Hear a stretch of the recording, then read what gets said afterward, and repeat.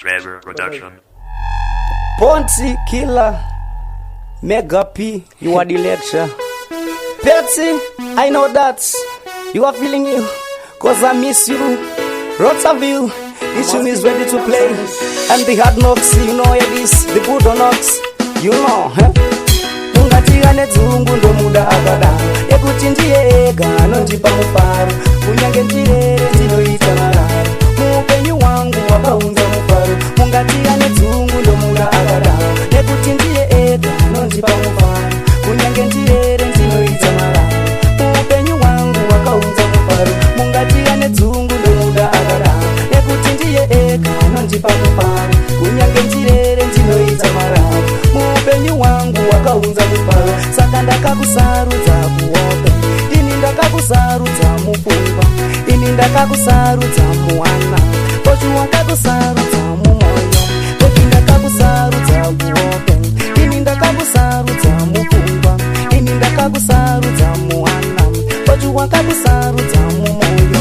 Dai waiziva meni zvandinosvuvira, kuti dai Mwari vandipo ndakatarira, wandinopita nerudo ndakaperera. Kwese kwanoyenda inini ndichimutevera, ini ndachizviziva ndiwe wangu chido, wandiita pawo iro rwangu rudo.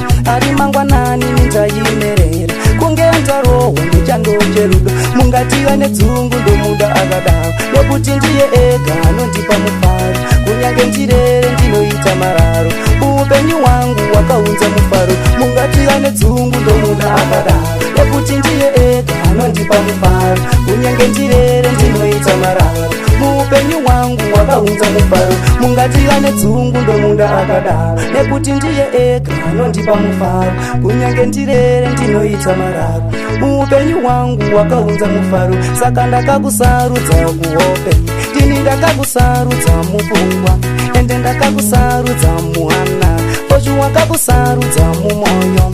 Saka ndakakusarudza kuope, ini ndakakusarudza mupfungwa, bebi ndakakusarudza muhana, pochu wakakusarudza mumoyo. Bebi ndakakusarudza.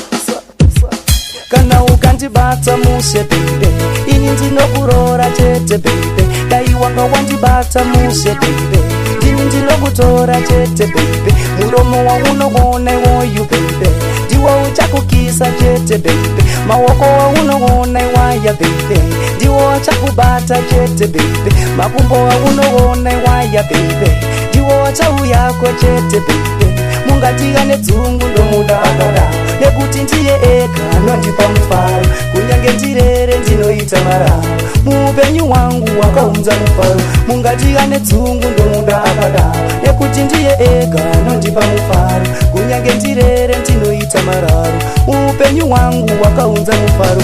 Dai waiziva meni zvandinosvuvira, kuti dai Mwari vandipo ndakatarira, wandinopita nerudo ndakaperera. Kwese kwanoyenda ini ndichimutevera, ini ndachizviziva ndiwe wangu chido, wandiita pawo iro rwangu rudo. Ari mangwanani nindaimerera, kunge ndarohwa nechandoche rudo.